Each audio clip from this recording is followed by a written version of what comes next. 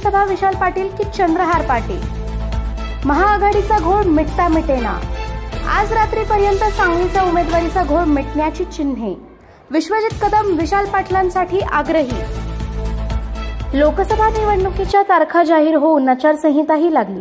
भाजपकडून संजय पाटील यांना उमेदवारी मिळाली.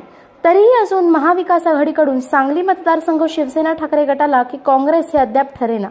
त्यामुळे महाविकास आघाडीमध्ये तणावाचे वातावरण आहे. शिवसेना ठाकरे गट सांगली मतदारसंघ लढवण्यास उत्सुक असून ठाकरे गटाकडून चंद्रहार पाटील लढतील असे खासदार संजय राऊत सांगत आहेत. तर काँग्रेसच्या राज्य पातळीवरील नेत्यांनी काँग्रेसला सांगली मतदारसंघ मिळावा यासाठी जोरदार प्रयत्न चालवले आहेत. काँग्रेसकडून विशाल पाटील इच्छुक आहेत. काँग्रेस प्रदेशाध्यक्ष नाना पटोले हे विशाल पाटील उमेदवार असल्याचे सांगत आहेत. अद्याप महाविकास आघाडीचा उमेदवारी जाहीर न झाल्यामुळे रस्सीखेच सुरू आहे. याबद्दल विश्वजित कदम व शिवसेनेचे नेते संजय राऊत व नाना पटोले काय म्हणत आहेत ते पहा.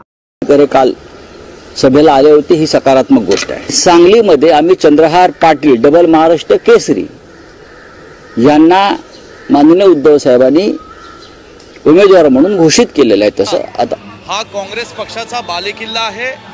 स्वातंत्र्यापासून काँग्रेस पक्षांनी जी जागा लढलेली आहे, सातत्याने जिंकलेली आहे. शिवसेनाला ती जागा मागण्याचा काही अधिकार नाही. त्या ठिकाणी आज सांगलीचे आमचे 2 आमदार आहेत काँग्रेस पक्षाचे.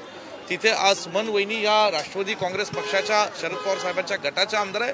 सांगलीला पोषक वातावरण आहे आणि ही जागा काँग्रेस पक्षच लढावी असा आग्रहाची हट्ट आम्ही धरलेला आहे आणि मला खात्री काँग्रेस पक्षाचेच आम्ही ही जागा लढू. विशाल पाटील आमचे उमेदवार.